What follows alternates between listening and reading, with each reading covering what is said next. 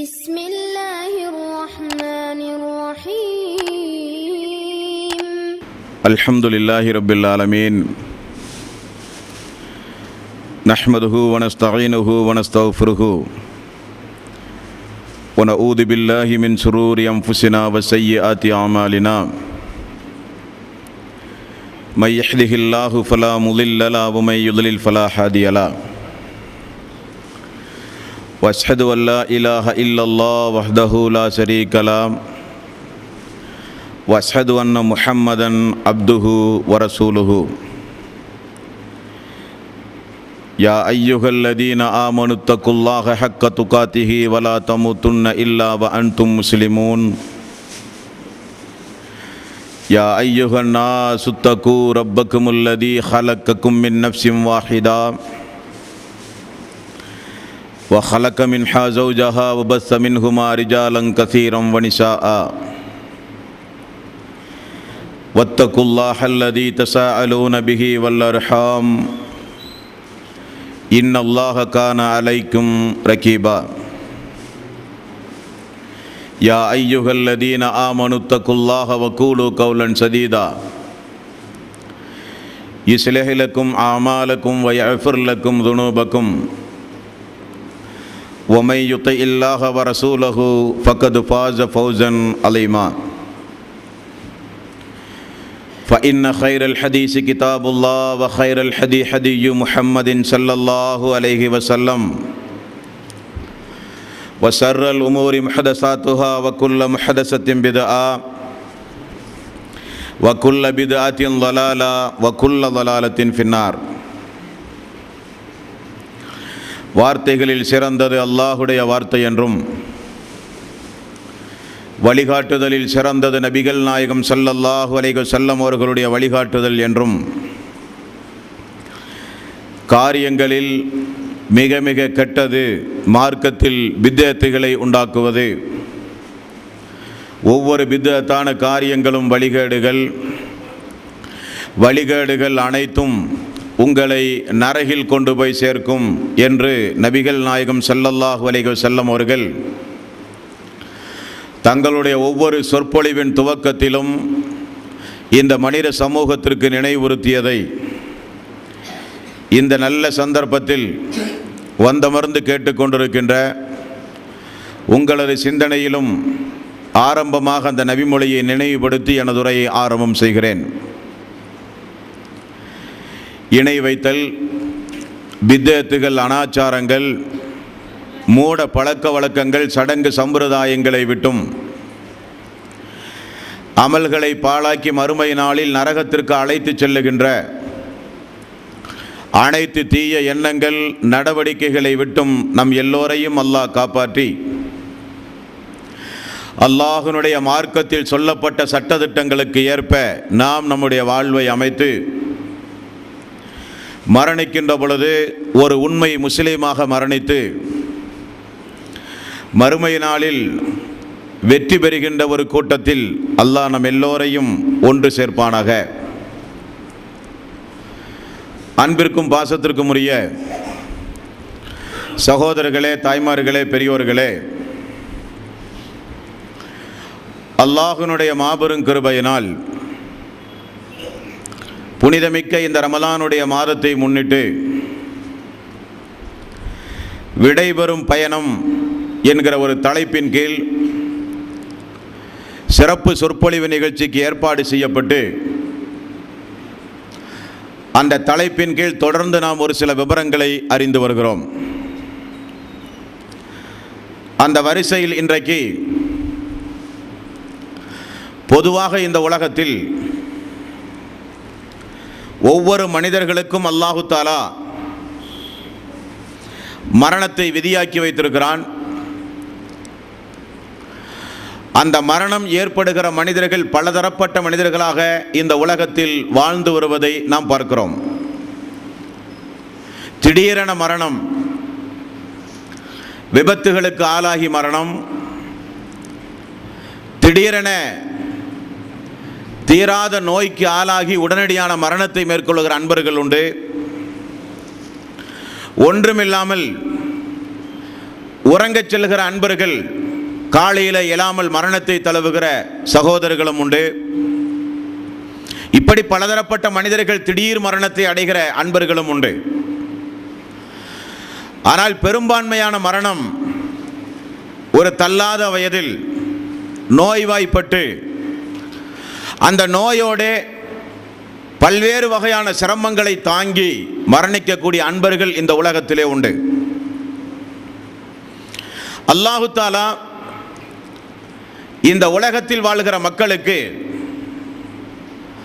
ஆரோக்கியத்தை வழங்கியதைப் போலவே நோயையும் அல்லாஹு தஆலா தன்னுடைய அடியார்களுக்கு அல்லாஹ் இறக்குகிறான். எதற்காக என்றால், அந்த படைத்தவனை அவர்கள் நினைவு கூற வேண்டும் என்பதற்காக.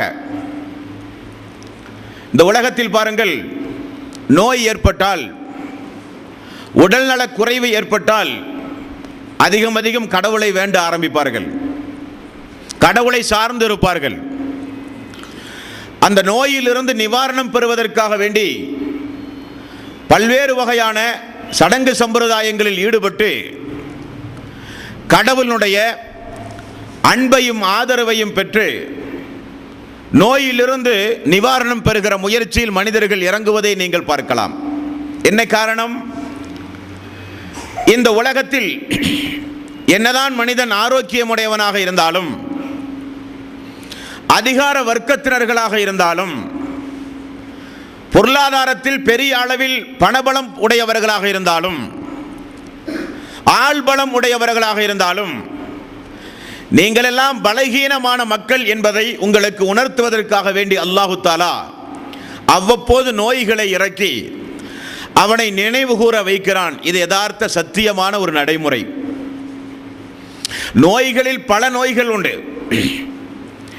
இப்பொழுது வாழ்ந்து கொண்டிருக்கிற ஒரு 2 மனிதர்களை நான் உங்களுக்கு குறிப்பிட்டு சொல்கிறேன். நல்ல உடல் ஆரோக்கியம், வெளியே பார்த்தால் ஒன்றுமே தெரியாது, நிறைய சொத்துண்டு அவருக்கு. தூங்கி காலையில் எழுந்தால் மனைவியை பார்த்து நீ யார் என்று கேட்கிறார். பெற்ற மகனை பார்த்து ஏன் எனது வீட்டில் நீங்கள் எல்லாம் இருக்கிறீர்கள் என்று கேட்கிறார்.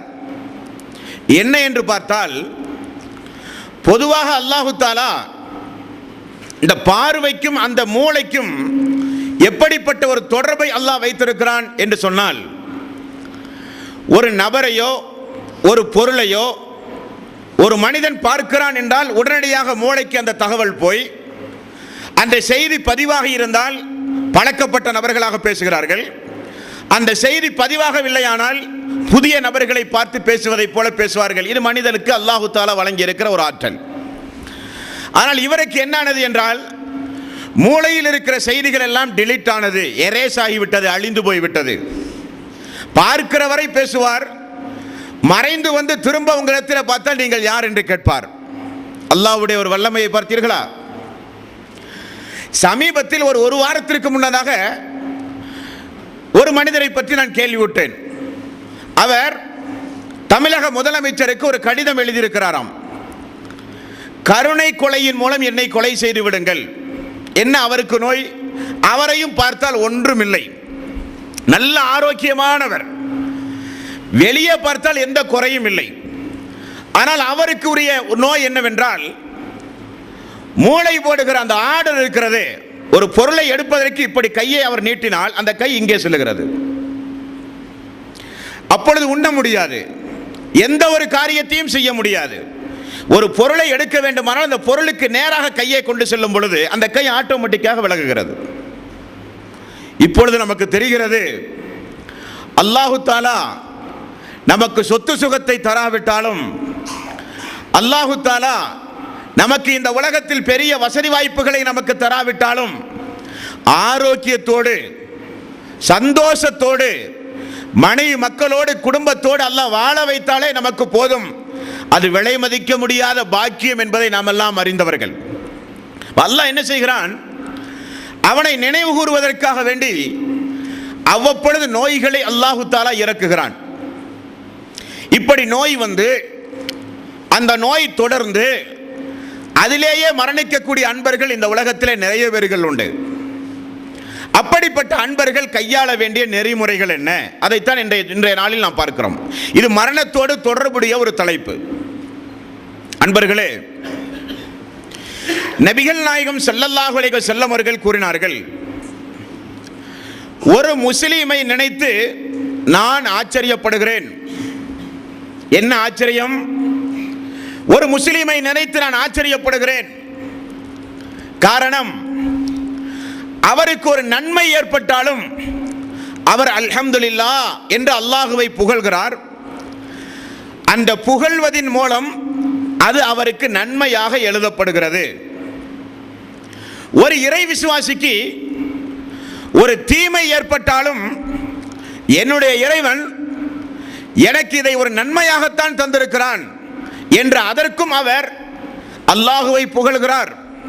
தீமை ஏற்பட்டவுடன் நிராசை அடையாமல், ஒரு தீங்கு ஏற்பட்டவுடன் இறைவன் நம்மை கைவிட்டு விட்டான் என்று எண்ணாமல் அதையும் நன்மை என அவர் கருதுகிறார் அந்த இறை விசுவாசி. அப்பொழுதும் அது நன்மை என்று எழுதப்படுகிறது. அந்த இறை விசுவாசியை குறித்து நான் ஆச்சரியப்படுகிறேன். ரசூலுல்லாஹி ஸல்லல்லாஹு அலைஹி வஸல்லம் கூறினார்கள். அப்போ ஒரு இறை விசுவாசி தனக்கு ஒரு நோய் வரும் பொழுது அதை எப்படி எதிர்கொள்ள வேண்டும் என்றால், அந்த நோயை நேர்மாறாக நன்மையாக கருத வேண்டும். இஸ்லாத்தினுடைய அடிப்படை என்னங்க? இஸ்லாத்துடைய அடிப்படை, அல்லாஹு தஆலா இந்த பூமியில் உங்களை நேசிக்க ஆரம்பித்து விட்டால், நன்றாக நீங்கள் கவனிக்க வேண்டும், அல்லாஹு தஆலா இந்த பூமியில் ஒரு அடியானை நேசிக்க ஆரம்பித்து விட்டால் நாம என்ன நினைப்போம் என்றால், அல்லாஹ் நேசித்தால் நமக்கு சொத்து சுகம் தர வேண்டும், அல்லாஹ் நேசித்தால் நம்மை சந்தோஷமாக வாழ வைக்க வேண்டும், அல்லாஹ் நேசித்தால் நமக்கு ஆரோக்கியமான வாழ்வு, நோயே இருக்கக்கூடாது, அல்லாஹ் நம்மை நேசித்தால் நமக்கு துக்கமோ சங்கடமோ மனரீதியான கவலையோ வரக்கூடாது, இதான் அல்லாஹ்வுடைய நேசம் என்று நாம் நினைப்போம். ஆனால் இஸ்லாம் அதற்கு நேர்மாறாக சொல்லுகிறது. அல்லாஹு தஆலா ஒரு அடியானை நேசிக்க ஆரம்பித்தால் அவனை அல்லாஹ் சோதிக்க ஆரம்பிப்பான். சோதனை எந்த அளவுக்கு தொடர்கிறதோ அந்த அளவுக்கு அவனோடு அல்லாஹு தஆலா தொடர்பு வைக்கிறான், அவனை நேசிக்க ஆரம்பிக்கிறான் என்று நபிகள் நாயகம் ஸல்லல்லாஹு அலைஹி வஸல்லம் அவர்கள் கூறினார்கள். இனி ஒரு நபிமொழியை பாருங்கள். மறுமையில் அல்லாஹு தஆலா உங்களை எழுப்பி நிப்பாட்டப்பட்டு விசாரிக்கப்படுகின்ற அந்த நீதிமன்றத்தில் வானவர்கள் கொண்டு வருவார்களா இல்லையா? பட்டோலை, நன்மை தீமை அடங்கிய குறிப்பேடு. அந்த குறிப்பேட்டில் எந்த பாவமும் இல்லாமல், அந்த குறிப்பேட்டில் நன்மை மட்டுமே இருக்கக்கூடிய குறிப்பேடு, பாவங்கள் எல்லாம் அழிக்கப்பட்டு ஒரு வெள்ளை தாளை போல அல்லாஹ் உங்களை சந்திக்க வேண்டும் என்று அல்லாஹ் தீர்மானித்தால், ரசூலுல்லாஹி ஸல்லல்லாஹு அலைஹி வஸல்லம் வாசகத்தை நீங்கள் பார்க்க வேண்டும். அல்லாஹு தஆலா மறுமை நாளில் இந்த அடியானை நான் சந்திக்கும் பொழுது அவன் எந்த பாவமும் இல்லாத நிலையில் அவன் என்னை சந்திக்க வேண்டும் என்று அல்லாஹு தஆலா நம்மில் ஒருவரை முடிவு செய்தான் என்று வைத்துக் கொள்ளுங்களேன். அதற்கு அல்லாஹ் செய்வது என்ன தெரியுமா? உலகத்திலேயே வைத்து சிறு சிறு துன்பங்களையும் கஷ்டங்களையும் நோய்களையும் உங்களுக்கு கொடுத்து செய்த பாவங்களுக்குரிய பரிகாரமாக அதை ஆக்கி மரணிக்கின்ற பொழுது எந்த பாவமும் இல்லாத நிலையில் அல்லாஹ் உங்களை மரணிக்க வைக்கிறான். இறை நிராகரிப்பாளர்கள் நேர்மாறாக அல்லாஹ்வினுடைய தண்டனையை அவர்கள் அனுபவிக்க வேண்டும் என்று அல்லாஹ் முடிவு செய்தால் உலகத்தில் அல்லாஹு தஆலா தாராளம் அவர்களுக்கு வாரி வாரி கொடுத்து அனுபவிக்க வைப்பான். அப்படியானால் அது நமக்கு தேவையில்லை. உண்டுமா இல்லையா? அது நமக்கு தேவையில்லை. நமக்கு அல்லாஹ் வேண்டும், அல்லாஹ்வுடைய ரசூல் வேண்டும். ஒரு இறை விசுவாசியினுடைய பார்வை, தனக்கு ஒரு சங்கடங்கள் கஷ்டங்கள் துன்பங்கள் வந்தால் பதறுதல் கூடாது, அல்லாஹுவை தப்பும் தவறுமாக எண்ணுதல் கூடாது. அல்லாஹ் கைவிட்டு விட்டானோ என்கிற எண்ணத்தை சைத்தான் உண்டாக்குவான். அவனை முறியடிக்க பழகிக் கொள்ள வேண்டும். ரசூலுல்லாஹி ஸல்லல்லாஹு அலைஹி வஸல்லம் கூறுகிறார்கள் பாருங்கள், ஒரு இறை விசுவாசிக்கு மனரீதியான கஷ்டங்கள், துன்பம், கவலை, மன உளைச்சல், திடீரென மனச்சோர்வு, அதன் மூலம் அவருக்கு பல்வேறு வகையான சங்கடங்கள், மன ரீதியான கஷ்டங்கள் ஒரு இறை விசுவாசிக்கு வந்தாலோ, உடல் ரீதியான நோய்கள், வெட்டுக்காயங்களோ சிறுகாயங்களோ வேறு ஏதாவது உடல் ரீதியான நோய்களோ வந்தாலும் காலில் தைக்கிற முள் முதற்கொண்டு அவர் என்னுடைய இறைவன் காரணமில்லாமல் இதை செய்ய மாட்டான் என்று சொல்லி அல்லாஹுவை முழுக்க முழுக்க விசுவாசித்து பொறுமை காத்தால் அவையெல்லாம் அவருக்கு நன்மையுடைய பட்டியலில் அல்லாஹ் ரப்பல் ஆலமீன் எழுதுகிறான் என்றும் நபிகள் நாயகம் ஸல்லல்லாஹு அலைஹி வஸல்லம் அவர்கள் கூறினார்கள். அன்பர்களே, அல்லாஹ்வுடைய ரசூல் சொல்கிறார்கள், சாதாரணமாக நமக்கெல்லாம் ஒரு காய்ச்சல் ஏற்பட்டால், வயிற்றுப்போக்கு ஏற்பட்டால், ஏதாவது நோய் ஏற்பட்டால் நமக்கெல்லாம் ஒரு பேஜார், ஒரு ஏதாவது ஒரு பதட்டம், என்ன நடக்குமோ ஏது நடக்குமோ. அல்லாஹு தாலா இந்த உலகத்திற்கு நோயை இறக்குகிற அதே நேரத்தில் மருந்தை இறக்காமல் இல்லை என்று அல்லாஹ் சொல்லுகிறான். மருந்துண்டு, எல்லா நோய்களுக்கும் மருந்துண்டு. இன்றைக்கு சொல்லுகிறார்கள் எய்ட்ஸ், பிளட் கேன்சர், இன்னும் பல்வேறு வகையான கொடுநோய், இவைகளுக்கெல்லாம் மருந்தில்லை என்கிறார்கள். வரக்கூடிய காலத்தில் உள்ள மக்களுக்கு அல்லாஹு தாலா அந்த இல்மை கொடுப்பான். ஆரம்ப காலகட்டத்திலெல்லாம் நமக்கு அட்டாக் வந்தால், இருதய நோய் வந்தால் பிழைப்பவர்கள் மிக மிக குறைவு. ஆனால் இன்றைக்கு உயிர் மரணிப்பவர் மிக மிக குறைவு. அந்த அளவுக்கு இன்றைக்கு மனிதன் தன்னுடைய அறிவை வளர்த்து கொண்ட காலத்தில் இருக்கிறோம். அப்பொழுது நபிகள் நாயகம் ஸல்லல்லாஹு அலைஹி வஸல்லம் அவர்கள் சொன்னார்கள், நோய்கள் உங்களுக்கு வரும் பொழுது என்ன நடைபெறுகிறது என்பதை நமக்கு சொல்லித் தருகிறார்கள். பாருங்கள், ஒரு மனிதன் தங்கத்தையோ வெள்ளியையோ உருக்கும் பொழுது அதனுடைய கழிவுகள் எப்படி வெளியேறுகிறதோ அதே போல உங்களுடைய பாவங்கள் மன்னிக்கப்பட்டு கொண்டே இருக்கிறது. இனி ஒரு நபிமொழியை பாருங்கள். ஒரு மனிதன் நோய்வாய்ப்படும் பொழுது அந்த நோயை பொறுமையோடு எதிர்கொண்டு, அல்லாஹ் நிச்சயம் எனக்கு ஒரு நன்மைக்காக வேண்டிதான் இதை வைத்திருக்கிறான், என்னுடைய இறைவன் சோதிக்கிறான் என நினைத்து சூரத்துல் பக்கரா 2வது அத்தியாயத்தின் 155வது வசனம், வலனபுலு வன்னக்கும் பிஸைஇம் மினல் ஹௌஃபி வல் ஜூஇ வனக்ஸிம் மினல் அம்வாலி வல் அன்ஃபுஸி வஸ்ஸமராத் வபஸ்ஸிரி ஸாபிரீன். அல்லாஹ் தஆலா உங்களை வியாபாரத்தில் நஷ்டத்தை ஏற்படுத்தி சோதிப்பான், விளைச்சல் நிலங்களை நாசப்படுத்தி சோதிப்பான், பயமுறுத்தி சோதிப்பான், உயிர்களை பறித்து சோதிப்பான். சோதனைகள் பல வகைகளிலும் உங்களுக்கு இறைவன் நிச்சயம் தருவான். அந்த நேரத்தில் பொறுமை காத்த மக்களுக்கு 2 கூலி உண்டு என்று அல்லாஹ் சொல்லுகிறான். அந்த சோதனைகள் உங்களுக்கு வரும் பொழுது நபிகள் நாயகம் ஸல்லல்லாஹு அலைஹி வஸல்லம் அவர்கள் சொன்னார்கள், காய்ந்த மரத்தில் இருக்கின்ற இலைகள் எப்படி கீழே உதிர்ந்து விடுகிறதோ அதே போல உங்களுடைய பாவங்கள் மன்னிக்கப்படுகிறது என்று ரசூலுல்லாஹி ஸல்லல்லாஹு அலைஹி வஸல்லம் அவர்கள் கூறினார்கள். ஆக நோய் ஏற்பட்டால் உடனடியாக நாம் பதட்டப்படாமல் அதற்குரிய வைத்தியங்களை பார்த்து அல்லாஹ்விடத்திலே பொறுப்புகளை ஒப்படைத்து பொறுமை காக்குவது மூமீன்களுடைய பண்பு, முத்தகீன்களுடைய பண்பு. நோய் ஏற்படும் பொழுது அந்த நோய்க்குரிய நிவாரணம் தேடுகிறோம் என்கிற பெயரில் அல்லாஹ்வுக்கு இணை துணைகளை ஏற்படுத்துகிற காரியத்தில் இறங்குதல் கூடாது. நிவாரணம் தேடுகிறோம் என்கிற பெயரில் மாந்திரீகமான காரண காரியங்களில் ஈடுபடுதல் கூடாது. அவைகளெல்லாம் மார்க்கத்தில் ஹராமாக தடுக்கப்பட்டது. எந்த ஒரு நோய்க்கும் மருந்துண்டு என்று அல்லாஹ் சொல்லுகிறான். அதற்குரிய வைத்தியங்களை பார்ப்பது நம்முடைய தலையாய கடமை. இது நோயாளி தனக்கு ஒரு நோய் வரும் பொழுது அவர் பேண வேண்டிய சமாதானமான நெறிமுறைகள் ரசூலுல்லாஹி ஸல்லல்லாஹு அலைஹி வஸல்லம் சொல்லித் தந்த வழிமுறைகள். அன்பர்களே, ஒரு நோய் ஏற்பட்ட ஒரு நோயாளி நம்முடைய பகுதியில் இருக்கிறார் என்று வைத்துக் கொள்ளுங்கள். நமக்குரிய கடமை என்ன? ஒரு மனிதனுக்கு நோய் வரும் பொழுது அவர் எப்படி அதை எதிர்கொள்ள வேண்டும் என்பதை இப்பொழுது நாம் பார்த்தோம். அவருக்கு நாம் செய்ய வேண்டிய கடமைகள் என்ன, அவரோடு எப்படி நாம் நடந்து கொள்ள வேண்டும், ரசூலுல்லாஹி ஸல்லல்லாஹு அலைஹி வஸல்லம் அது குறித்து நமக்கு என்ன சொன்னார்கள்?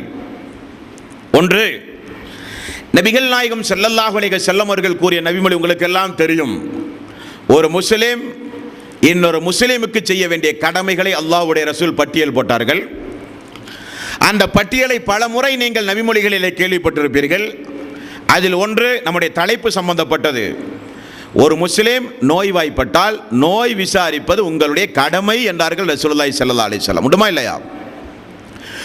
தோழர்களுக்கு அல்லாஹ்வுடைய ரசூல் கட்டளையிட்டார்கள், உங்களுடைய தோழர்கள் சகோதரர்கள் நோய்வாய்ப்பட்டால் நோய் விசாரிக்க செல்லுங்கள் என்று அல்லாஹ்வுடைய ரசூல் கட்டளையாக பிறப்பித்தார்கள் தன்னுடைய சஹாபாக்களுக்கு.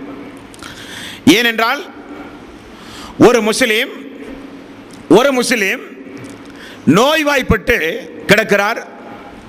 அவரை பார்ப்பதற்காக வேண்டி நாம் சென்று திரும்பும் பொழுது நபிகள் நாயகம் ஸல்லல்லாஹு அலைஹி வஸல்லம் அவர்கள் என்ன சொன்னார்கள்? சொர்க்கத்தில் இருக்கிற முக்கியமான ஒரு கனியை அல்லாஹு தஆலா உங்களுக்கு வழங்குவான். நோய் விசாரிக்க செல்லுவது. அப்படியானால் நோய் விசாரித்தல் என்பது ஒரு இபாதத் அன்பர்களே. அது எருமனே உலக நடைமுறை சம்பந்தப்பட்ட காரியம் அல்ல. ஒரு முஸ்லிமை பொறுத்தவரையில் அது ஒரு வணக்கம், அது ஒரு இபாதத் என்று நபிகள் நாயகம் ஸல்லல்லாஹு அலைஹி வஸல்லம் அவர்கள் நமக்கு கூறினார்கள். ஆனால் இன்றைக்கு நம்முடைய நிலைமைகள் எல்லாம் என்ன? யாருக்காவது குடும்பத்தில் நோய் ஏற்பட்டால் போய் பார்க்காவிட்டால் நம்முடைய தம்பி என்ன நினைப்பார்? அவரை போய் விசாரிக்காவிட்டால் நம்முடைய அண்ணன் என்ன நினைப்பார்? அவரை போய் விசாரிக்காவிட்டால் நம்முடைய சம்பந்தி என்ன நினைப்பார்? அவரை போல் விசாரிக்காவிட்டால் குடும்பத்தில் இருக்கிற உறவினர்கள் என்ன நினைப்பார்கள் என்பதற்காக வேண்டி போய் பார்க்கிற அன்பர்கள் உண்டு. அந்த நோக்கம் தவறு. இன்னும் ஒரு சில பேர்கள் உண்டு. இந்த சமூகத்தில் வசதி படைத்தவர்கள் யாராவது கொஞ்சம் 2 தும்மலுக்கு 3 தும்மல் கூடுதலாக தும்மினால் எல்லோரும் ஓடி போய் பார்ப்பார்கள். சிறிய ஒரு தலைவலி வந்தால் ஜமாத்தினர்கள், நண்பர்கள், சமூகத்தினர்கள் எல்லாம் ஓடி போய் பார்ப்பார்கள். ஆனால் நம்முடைய வீட்டுக்கு அருகில் ஒரு ஏழை முஸ்லிம் சகோதரர்கள் சகோதரிகள் இருப்பார்கள். அவர்கள் கடுமையான நோய்க்கு இருப்பார்கள். அவர்களெல்லாம் பார்க்கிற மனப்பாங்கு நமக்கு இல்லை. இதில் ஒரு ஏற்றத்தாழ்வு கூட. இந்த நிலை மாற்றப்பட வேண்டும். சமூகத்தில் இது ஒரு தீய பழக்கம், இஸ்லாம் வெறுக்கத்தக்க பழக்கம்.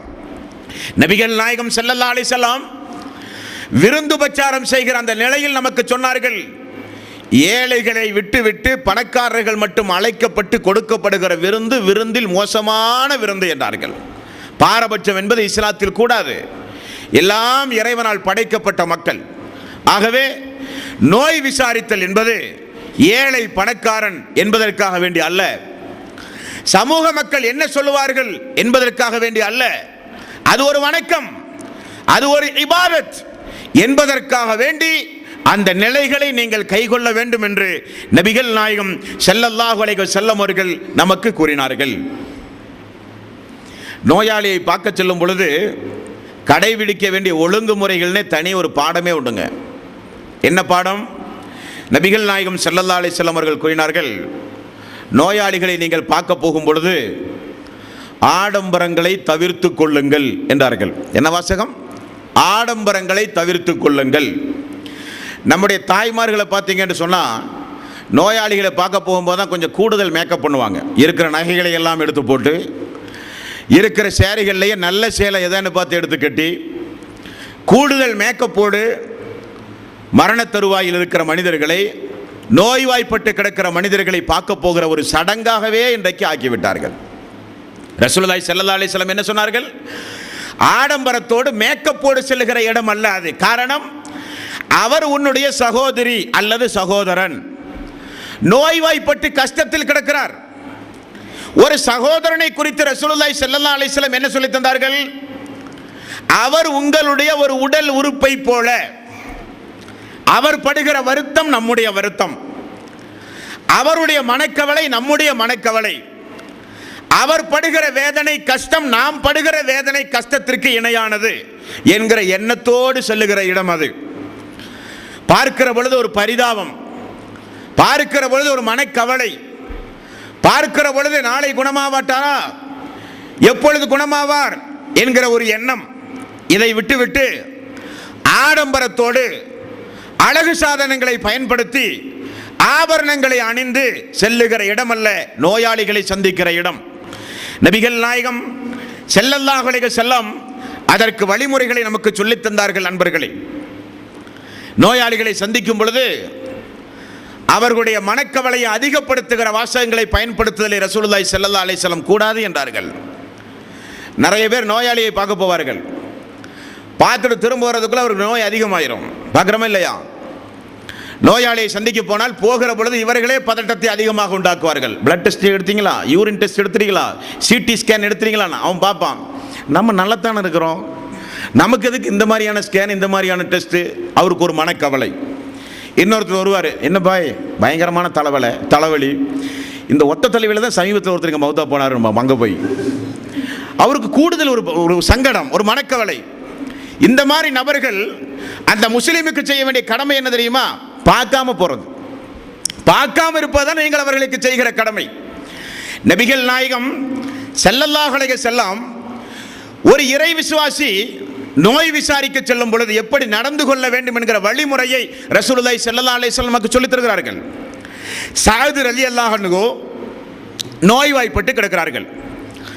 நபிகள் நாயகம் ஸல்லல்லாஹு அலைஹி வஸல்லம் பார்க்க போய் அவருடைய நெற்றியிலே கை வைத்து அவருடைய முகத்தை தடவி அவருடைய மார்பகத்தோடு தடவி நபிகள் நாயகம் ஸல்லல்லாஹு அலைஹி வஸல்லம் செய்த துவா, அல்லாஹுவே சஅத் அவர்களுக்கு நீ ஒரு ஷிஃபாவை கொடு, சஅத் அவர்களுடைய பாவங்களை நீ மன்னிப்பாயாக.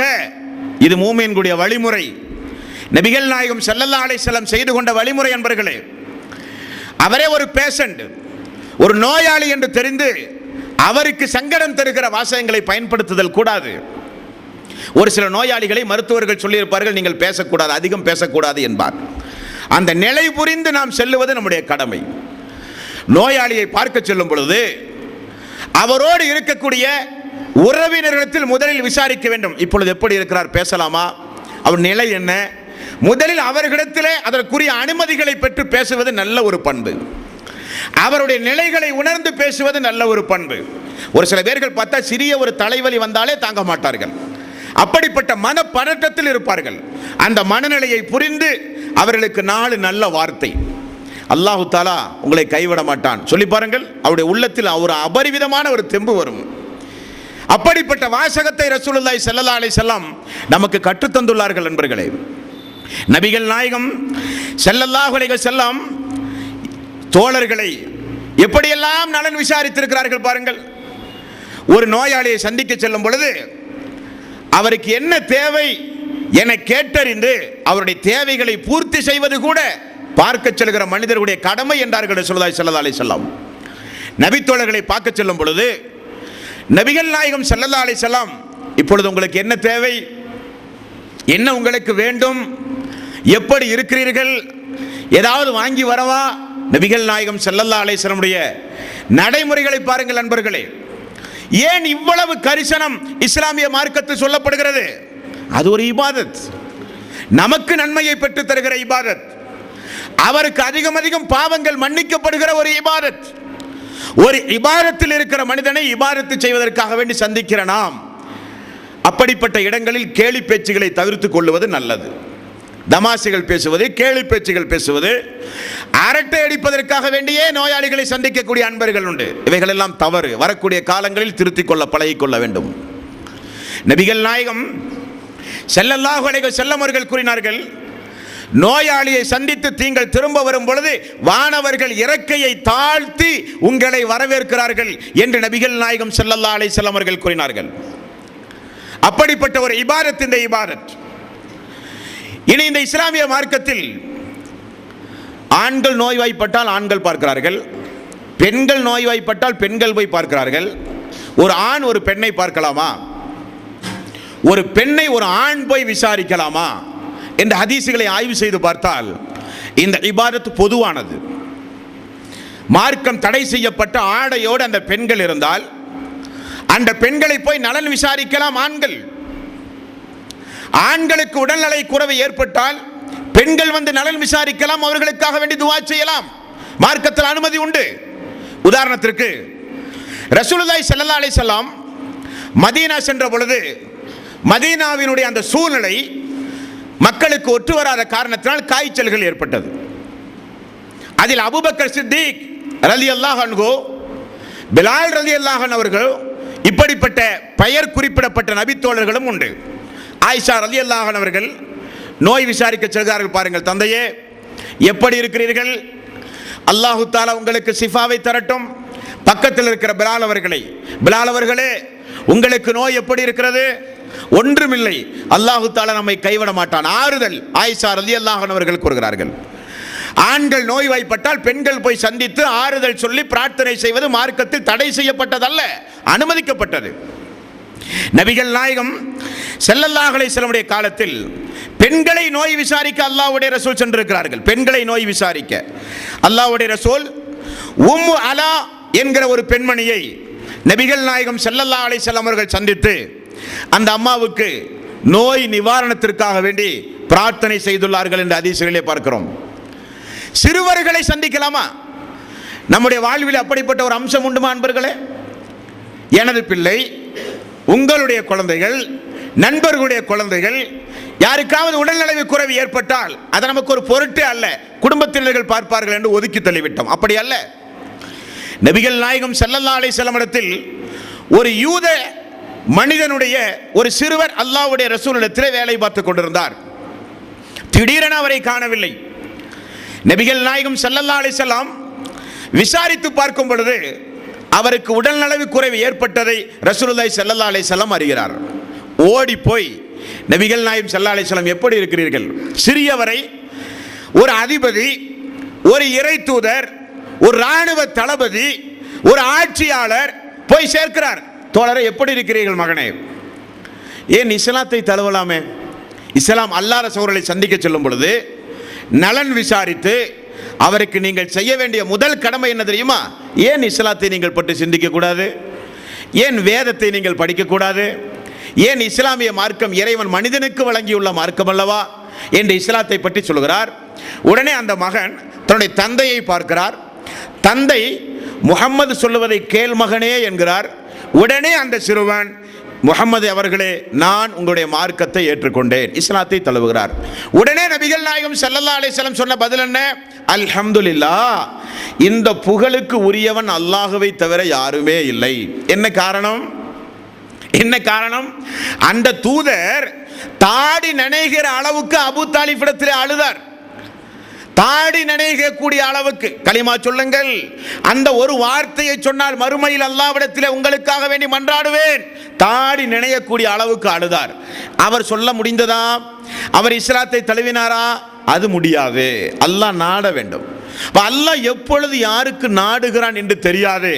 அதற்குரிய நபராக நீங்கள், தூண்டுதலுக்குரிய நபராக நீங்கள் இருக்க வேண்டும் என்பதற்காக ரசூலுல்லாஹி ஸல்லல்லாஹு அலைஹி வஸல்லம் சிறுவர்களை சந்திக்கும் போது இஸ்லாம் அல்லாதவர்களையும் சந்தித்து நோய் விசாரித்து அந்த விசாரிப்பில் இஸ்லாத்தை நபிகள் நாயகம் ஸல்லல்லாஹு அலைஹி வஸல்லம் எடுத்து சொல்லி இருக்கிறார்கள் என்று ஹதீஸ்களிலே பார்க்கிறோம். அன்பர்களே, இது நம்முடைய வாழ்க்கையினுடைய நடைமுறையாக நாம் பின்பற்ற வேண்டும்.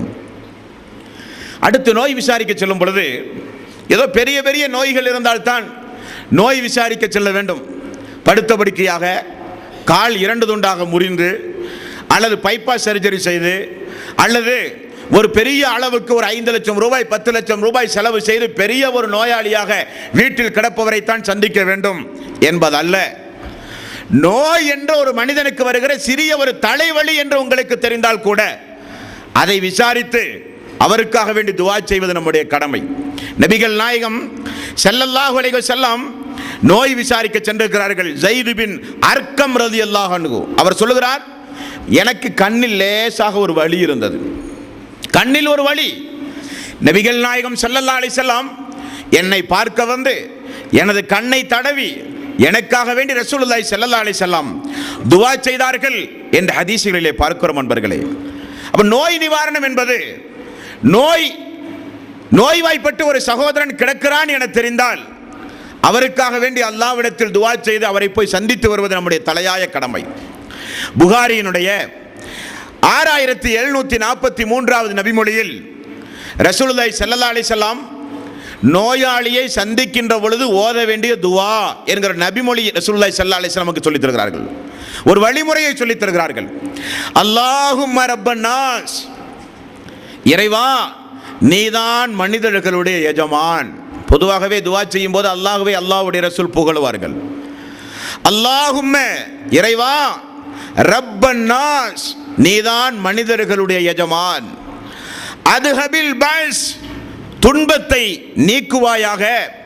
இஸ்ஃபி, நீ குணப்படுத்துவாயாக. வஅன்த ஸாஃபி லா ஷிஃபா இல்லா ஷிஃபாஉக, நீயே குணப்படுத்துகிறவன், நீயே குணப்படுத்துகிறவன். அல்லாஹுவே குணப்படுத்து, நீதான் குணப்படுத்துகிற அதிக ஆற்றல் உடையவன் நீதான் யா அல்லாஹ். லா ஷிஃபா இல்லா ஷிஃபாஉக ஷிஃபாஅன் லா யுஆதிரு ஸகமா, உன்னை தவிர நோய்களை குணப்படுத்துகிறவன் யாரும் இல்லை யா அல்லாஹ்.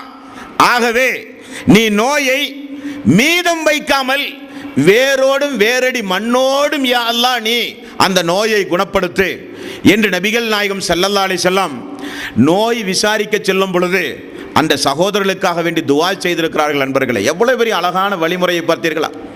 நபிகள் நாயகம் ஸல்லல்லாஹு அலைஹி வஸல்லமுடைய வழிமுறைகள், இந்த வழிமுறைகள் நண்பர்களே.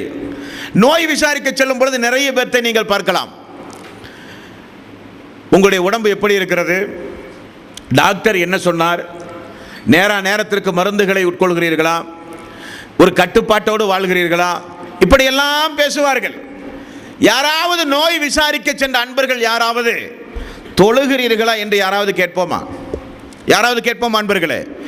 நோய்வாய்ப்பட்ட மனிதனானாலும் சரி, அவரை பராமரிப்பதற்கு அவரை சுற்றி இருக்கிற குடும்பத்தார்களானாலும் சரி, ஒரு வார காலம் 10 மாதம் 10 நாள் அல்லது மருத்துவமனையில் இருக்கிற நாட்கள் எல்லாம் தொழுகையில் அவர்களுக்கு ஒரு பொடும்போக்கு.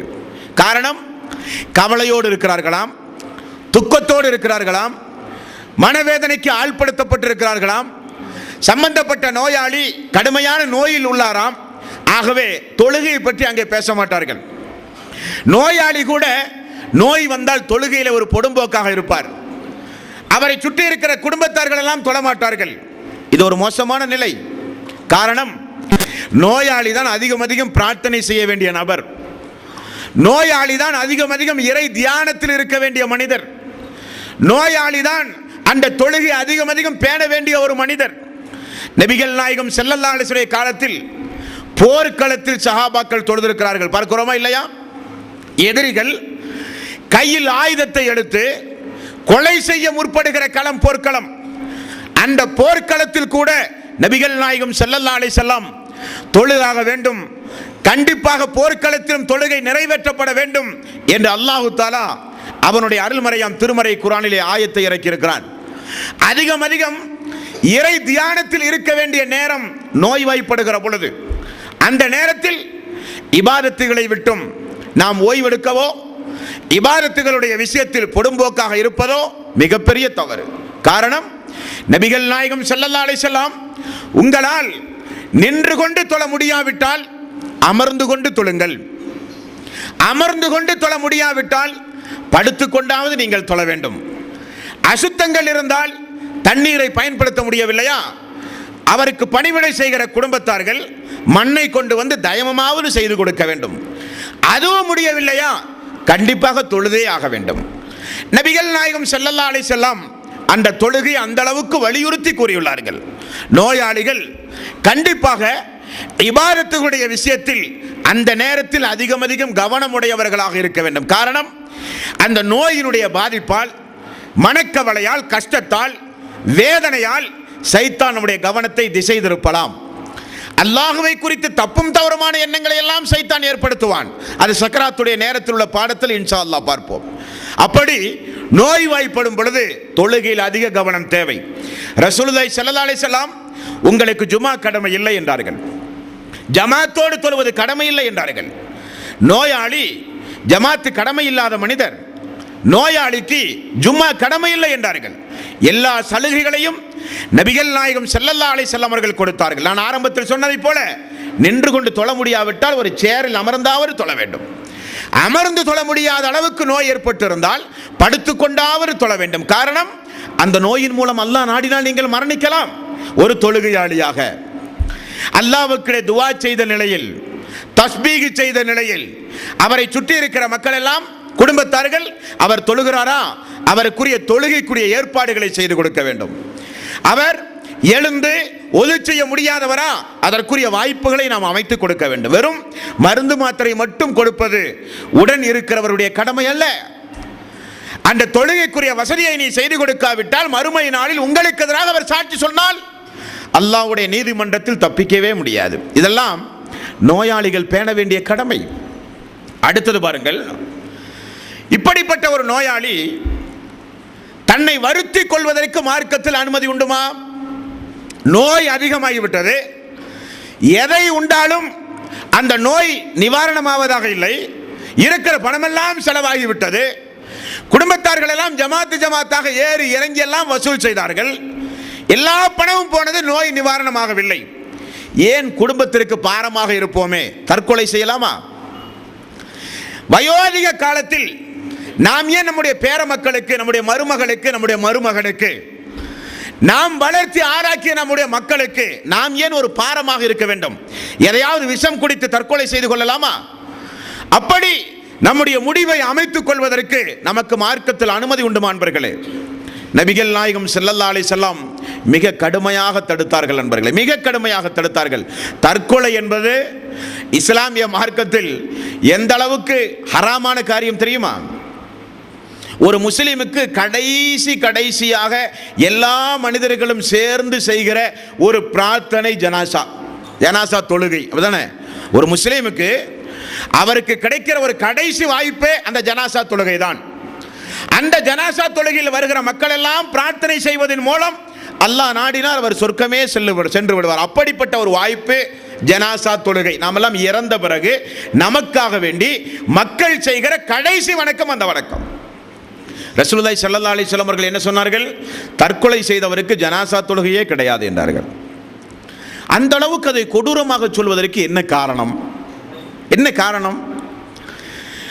ஜிஹாத் என்கிற அறப்போர் நடைபெறுகிற ஒரு சம்பவத்தை பாருங்கள். ஒரு நபித்தோழர் எதிரிகளை கடுமையாக தாக்கி மிக மும்முரமாக போர் செய்வதை சஹாபாக்கள் எல்லாம் பார்த்து சொன்னார்கள், அவருக்கு நிச்சயம் சொர்க்கம் தான் உண்டு. அந்த அளவுக்கு துணிச்சலாக போரிடுகிறார்கள். அவர்களை பார்த்து ரசூலுல்லாஹி ஸல்லல்லாஹு அலைஹி வஸல்லம் அவர்கள் சொன்னார்கள், தோழர்களே அவர் நரகவாசி என்றார்கள். போர்க்களத்தில் பள்ளியில் இப்போ எல்லாருமே தொழுதுட்டு இருக்கிறோம்.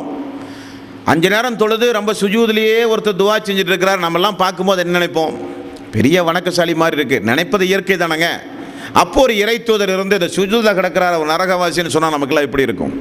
இதை பல மடங்கு போர்க்களம், எதிரிகளை தாக்கி கொண்டிருக்கிறார். எதிரிகளை தாக்கி மரணித்தால் ஷஹீத் என்கிற அந்தஸ்தை சொல்லி அல்லாஹ்வுடைய ரசூல் அழைத்திருக்கிறார். எல்லா தோழர்களும் வந்திருக்கிறார்கள். அந்த தோழர் எதிரிகளை தாக்குகிற விதத்தை பார்த்து சஹாபாக்கள் எல்லாம் அவருக்கு நிச்சயம் சொர்க்கம் என்று மனதில் ஒரு கற்பனை வைத்திருந்தார்கள். ரசூலுல்லாஹி ஸல்லல்லாஹு அலைஹி வஸல்லம் அவர் நரகவாசி என்றார்கள். சொன்னது சஹாபாக்களுக்கு ஆச்சரியத்தை ஏற்படுத்தியது. ஒரு நபித்தோழர் அல்லாஹ்வுடைய ரசூல் சொன்னார்கள் இவர் நரகவாசி என்று. அதில் போர்க்களத்தில் ஷஹீதுடைய அந்தஸ்து கிடைக்கக்கூடிய ஒரு களத்தில் அந்த நபித்தோழர் அவரை பின்தொடர ஆரம்பித்தார். போர்க்களத்தில் அவர் நிற்கும் பொழுது இவரும் நிற்பார், அவர் தாக்குகிற பொழுது பின்னால் போய் நின்று பார்ப்பார். இறுதியில் பார்த்தால் எதிரிகளால் அதிகமான காயமுட்டு காயம் தாங்காமல் வேதனையை சகித்துக் கொண்டு பொறுமையோடு இருந்து அதன் மூலம் மரணித்தால் அவருக்கு சொர்க்கம் கிடைக்கும். ஆனால் அவர் என்ன செய்கிறார்? ஒரு வாளை எடுத்து பாலைவனத்தில் குத்தி அதில் தன்னுடைய மார்பகத்தை அழுத்தி தற்கொலை செய்து கொள்கிறார். காரணம், இந்த உடம்பு எதிரிகளுடைய கையில் கிடைத்தால் அதிக வேதனை செய்வார்கள் என்பதற்காக. பார்த்து அந்த நபித்தோழர் ஓடி வந்து சொன்னார்கள், யா ரசூலல்லாஹ், நீங்கள் அல்லாஹ்வுடைய ரசூல், நான் சாட்சி சொல்கிறேன் என்றார்கள். என்ன காரணம்? அவருடைய முன்னறிவிப்பு நிகழ்ந்தேறியது. அப்ப போர்க்களத்தில் கூட ஒரு மனிதர் தற்கொலை செய்து கொண்டான் என்று சொன்னால் நோக்கமோ காரணமோ பார்க்கப்படாது. உனக்கு உரிமை இல்லாத காரியம். காரணம், அல்லாஹ்வுடைய உடம்பு. இந்த உடம்பில் இருக்கிற ஒவ்வொரு நுனிகளுக்கும் சொந்தக்காரன் அல்லாஹ் ரப்பல் ஆலமீன். அவன் கொடுத்த உயிர் இந்த உயிர். அவன் எப்பொழுது நாடுகிறானோ அப்பொழுது மறுத்தாலும் அவன் எடுக்கிற உயிர் இந்த உயிர்.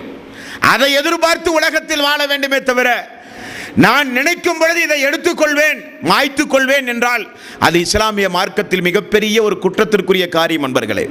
இனி ஒரு மனிதன் அப்படிப்பட்ட ஒரு முடிவுக்கு செல்கிறான் என்றால் என்ன காரணம்? கொஞ்சம் யோசித்து பாருங்கள். ஒன்று, அவருக்கு ஏதாவது ஒரு கஷ்டங்களோ துன்பங்களோ இந்த உலகத்தில் இருந்தால் அதற்கு நிவாரணம் தேடி இருப்பார். அவர் எதிர்பார்த்த நிவாரணம் கிடைக்காவிட்டால் அந்த காரியத்தை செய்திருப்பார். அதானே? அப்படியானால் இவர் முழுக்க உலகத்தை மட்டுமே எதிர்பார்த்து வாழ்ந்தவர், மறுமையோடு தொடர்பில்லாதவர் என்பதை அவர் நிரூபித்து விட்டார். அவர் நினைத்ததெல்லாம் இந்த உலகத்திலே கிடைக்க வேண்டும் என்றால் அப்படிப்பட்ட ஒரு ஏற்பாட்டை அல்லாஹு தஆலா இந்த உலகத்தில் யாருக்குமே செய்யவில்லை. தூதர்கள் கூட இந்த உலகத்திலே கஷ்டப்படுத்தப்பட்டிருக்கிறார்கள். அய்யூப் அலைஹி ஸலாத்து வஸ்ஸலாம் தீராத நோயிலே இருந்திருக்கிறார் என்றெல்லாம் நம்ம வசனங்களிலே பார்க்கிறோம்.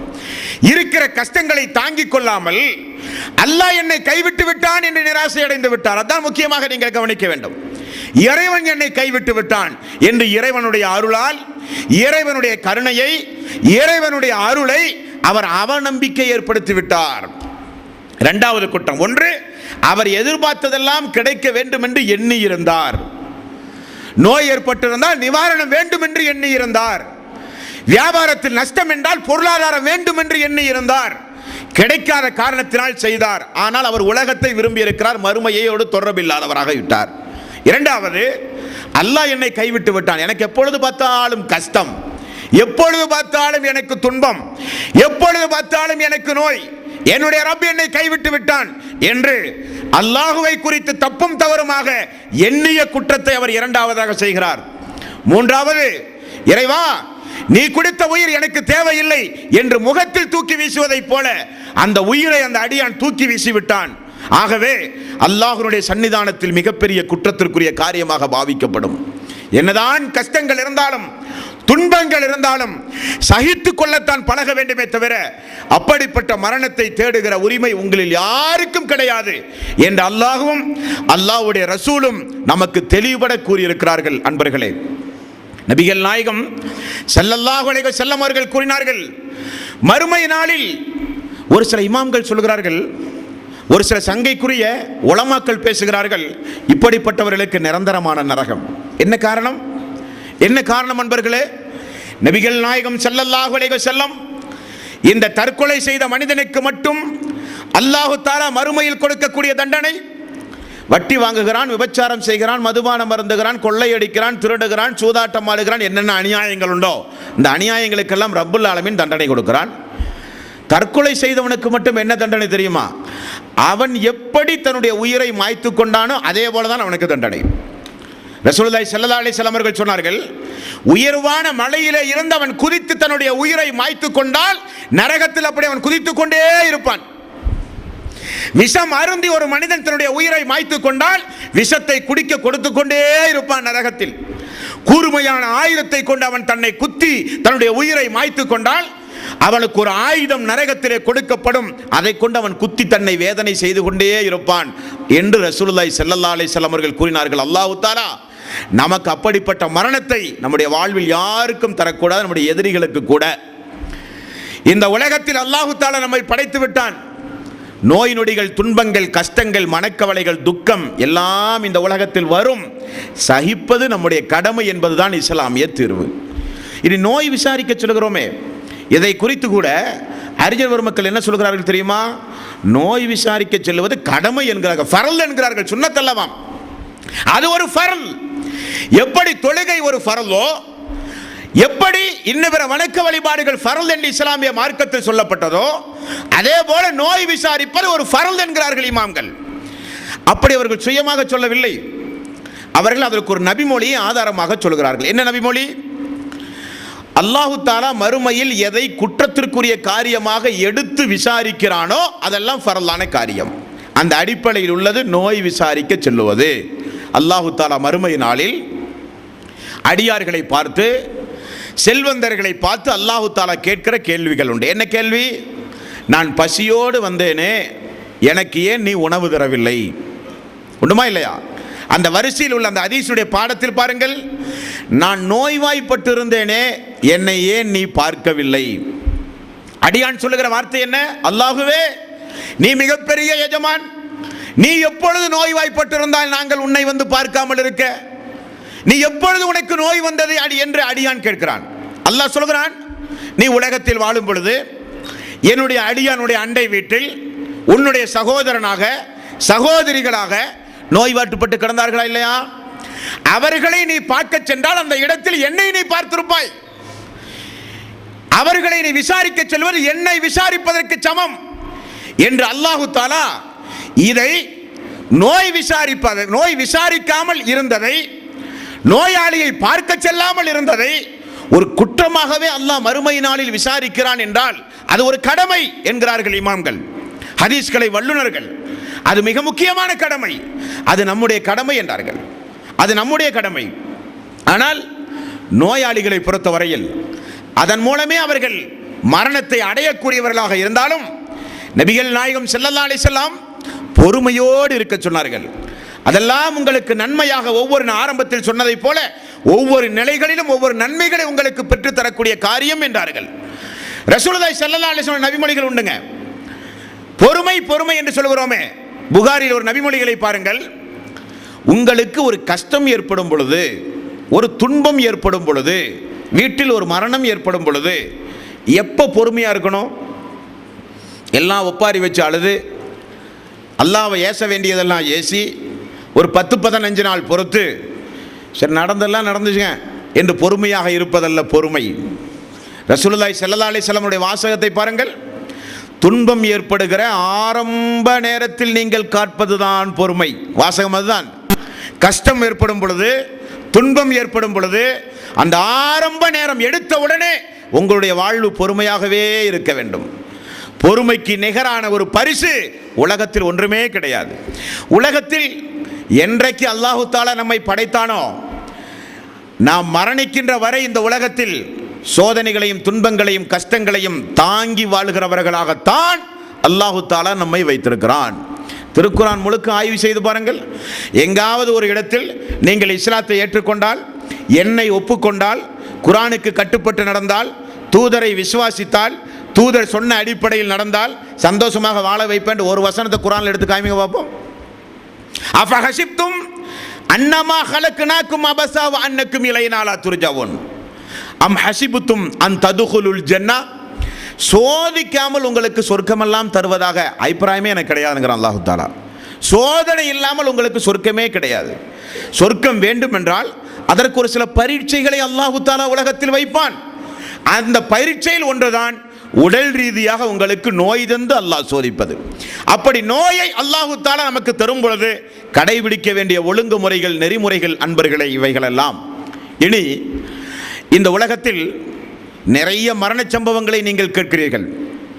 நோயினால் மரணம், பூகம்பத்தால் மரணம், விஷ ஜந்துக்கள் தீண்டி அதன் மூலம் மரணம், திடீரென ஒரு வீடுகள் இடிந்து விழுந்து இடிபாடுகளில் சிக்கி அதன் மூலம் ஏற்படுகிற மரணம், தள்ளாத வயதில் ஏற்படுகிற மரணம், கால் தவறி உருண்டு விழுந்து திடீரென மரணிக்கக்கூடிய மரணம், குளிக்க செல்கிற பொழுது நீரில் மூழ்கி மரணிக்கக்கூடிய மரணம், திடீரென ஒரு தீ விபத்தில் ஏற்படுகிற மரணம், திடீரென ஒரு விபத்தில் ஆக்சிடென்டில் ஏற்படுகிற மரணம், பெண்கள் பிரசவ நேரங்களில் திடீரென மரணம், இப்படி எத்தனையோ மரண சம்பவங்கள்.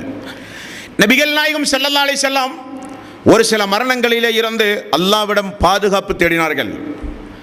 அல்லாஹ்வுடைய ரசூல் ஒரு சில மரணங்களிலே இருந்து அல்லாஹ்விடத்தில் பாதுகாப்பு தேடினார்கள். அது எந்த மரணம்?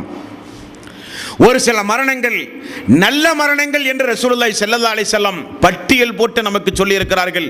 அது எந்த மரணம்? அப்படிப்பட்ட மரணங்களில் ஒரு சில பேர்களை பார்த்தால் சக்கராத்துடைய நேரத்தில் ரொம்ப கடுமையான வேதனைக்கு ஆள்படுத்தப்படுவார்கள். நாமெல்லாம் நினைப்போம், பெற்ற செய்த பாவத்துக்கு தான் அல்லாஹ் தஆலா அப்படிலாம் தண்டிக்கிறானோ என்று நினைப்போம். அந்த எண்ணம் தவறு. ஒரு மனிதன் இந்த உலகத்தை விட்டு பிரியும் பொழுது அவனுடைய ஆன்மாவுக்கென்று ஒரு சில தண்டனைகள் கொடுக்கப்பட்டு வேதனைகள் கொடுக்கப்படுவதும் உண்டு, உடலுக்கு ஒரு சில வேதனைகளும் உண்டு. அது எதை பற்றி எப்படி விளங்க வேண்டும் என்று நபிகள் நாயகம் ஸல்லல்லாஹு அலைஹி வஸல்லம் அவர்கள் கூறினார்கள் என்பதையெல்லாம் இன்ஷா அல்லாஹ் வரக்கூடிய காலங்களில் தொடர்ந்து பார்ப்போம்.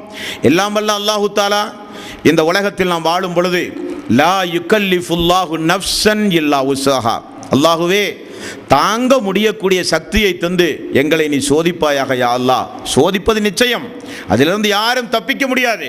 அந்த சோதனை எங்களால் தாங்க முடியக்கூடிய சோதனையாக இருக்கட்டும். என்ன காரணம்? என்ன காரணம்? கப்பாப் ரலியல்லாஹு அன்ஹு ரசூலுல்லாஹி ஸல்லல்லாஹு அலைஹி வஸல்லம் கஅபாவில் ஒரு மேலே ஒரு போர்வையை போர்த்தி சாய்ந்து கொண்டிருக்கும் பொழுது கப்பாப் ஓடி வந்து சொன்ன ஒரு சம்பவம் புகாரியிலே உண்டு. யா ரசூலல்லாஹ், மக்கா நகரில் கொடுமைகள் தலைவிரித்து ஆடுகிறது யா ரசூலல்லாஹ்.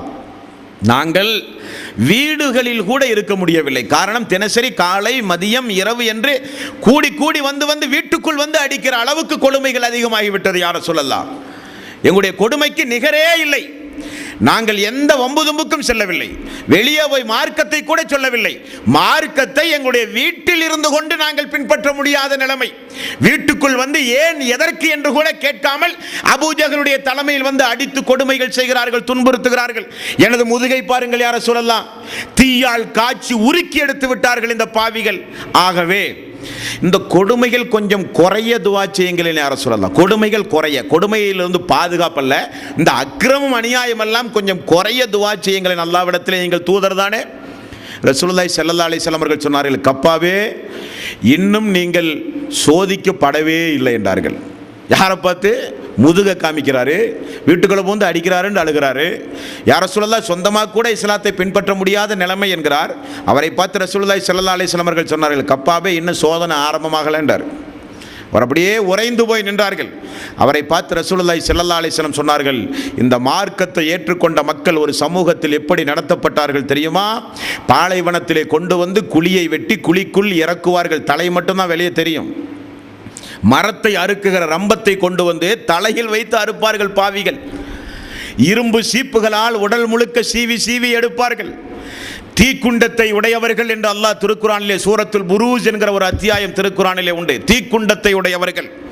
அவன் என்ன செய்கிறான்? ஒரு கொடுங்கோல அரசன் அந்த நாட்டில் மிகப்பெரிய ஒரு அகல் வெட்டி அதில் தீயை மூட்டி யாரெல்லாம் இஸ்லாத்தை தழுவினார்கள் அவர்களெல்லாம் பிடித்து பிடித்து தள்ளுகிற ஒரு கொடுங்கோலன் இருந்த காலம். ஆகவே தான் அல்லாஹ் சொல்கிறான், நமக்கு அல்லாஹ்வுடைய ரசூலுக்கு இறக்கிய வசனத்தில் அல்லாஹ் சொல்கிறான், லா யுகல்லிஃபுல்லாஹு நஃப்ஸன் இல்லா உஸ்ஸஹா. அல்லாஹ்வே நீ சோதனை செய், தாங்க முடியக்கூடிய சோதனை எங்களுக்கு தாயா அல்லாஹ் என்கிற பிரார்த்தனை செய்ய நாம் எல்லாம் கடமைப்பட்டிருக்கிறோம்.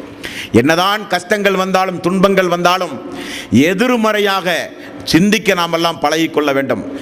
நாமெல்லாம் 2010 இப்போ டிசம்பர் வரும்பொழுது நம்ம கொஞ்சம் யோசிக்கணும். 2010 நமக்கு எந்த சோதனையும் வரலையே, 2010 எந்த கஷ்டத்தையும் நமக்கு அல்லாஹு தஆலா தரலையே, அல்லாஹு தஆலா நம்மளை நேசிக்கலையோ, இப்படி புரிய நாமெல்லாம் பழகப்படுத்திக் கொள்ள வேண்டும். இந்த மாதமே சரியில்லை, இந்த நாளே சரியில்லை, இந்த வாரமே சரியில்லை, எங்கே பார்த்தாலும் கஷ்டம், எங்கே பார்த்தாலும் துன்பம். சந்தோஷப்பட சொல்கிறார்கள் ரசூலுல்லாஹி ஸல்லல்லாஹு அலைஹி வஸல்லம். காரணம், எந்த அளவுக்கு அல்லாஹ் உங்களை சோதிக்கிறானோ, சோதனைகள் எந்த அளவுக்கு வாழ்வில் அதிகமாகிறதோ அந்த அளவுக்கு அல்லாஹ்வோடு நீங்கள் நெருங்கி செல்கிறீர்கள் என்றார்கள் ரசூலுல்லாஹி ஸல்லல்லாஹு அலைஹி வஸல்லம். ஆகவே சோதனைகள் வரும் பொழுது பொறுமையோடு எதிர்கொள்ள வேண்டும். நோயாளிகள் நோய்வாய்ப்படும் பொழுது பதட்டப்பட வேண்டிய அவசியம் இல்லை. உரிய வைத்தியங்களை செய்து அல்லாஹ்விடத்திலே தஸ்பீகள் துவாக்களை செய்ய வேண்டிய அற்புதமான நேரம். நோயாளிக்கு அருகில் எப்பொழுதும் மலக்குமார்கள் இருந்து கொண்டே இருப்பாராம். அவர் செய்கிற துவாவுக்கெல்லாம் ஆமீன் ஆமீன் என்று சொல்லிக்கொண்டு, யா அல்லாஹ் என்னை தவிர உனக்கு வேற கண்ணே தெரியாதா, ஆமீன் பார்கள் மலக்குமார்கள். யா அல்லாஹ் நான் இவ்வளவு கஷ்டப்பட்டு கிடக்கிறேனே, தொழுதனே, நோன்பு வச்சனே, என்னை மறந்துட்டியா, ஆமீன். அவன் அல்லாஹ் தஆலா உங்களை மறந்துடுவான். அதனால மலக்குமார்கள் இருக்கக்கூடிய இடம், துவா அதிகம் அதிகம் அல்லாஹ்விடத்தில் ஏற்றுக்கொள்ளக்கூடிய இடம். பொறுமை என்பது பாவங்கள் மன்னிக்கப்படுவதற்கு அதிக தகுதி படைத்த இடம் ஒரு நோயாளிக்கு என்றார்கள் ரசூலுல்லாஹி ஸல்லல்லாஹு அலைஹி வஸல்லம்.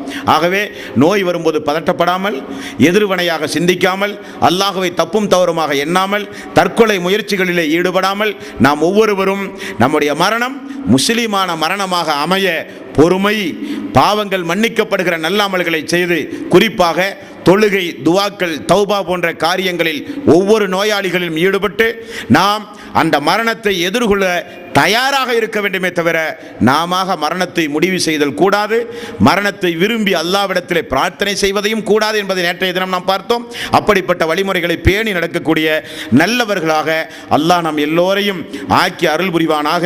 வாஹிரு தௌவானா அனில் ஹம்துலில்லாஹி ரப்பில் ஆலமீன். அஸ்ஸலாமு அலைக்கும் வரஹ்மத்துல்லாஹி